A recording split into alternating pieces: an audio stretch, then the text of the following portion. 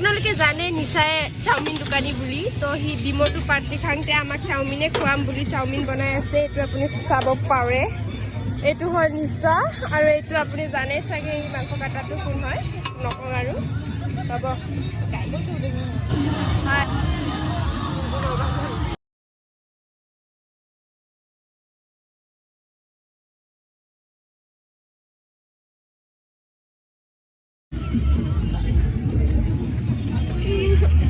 ইমানে বাছি লাগে নেকি ধনিয়া নাই আৰু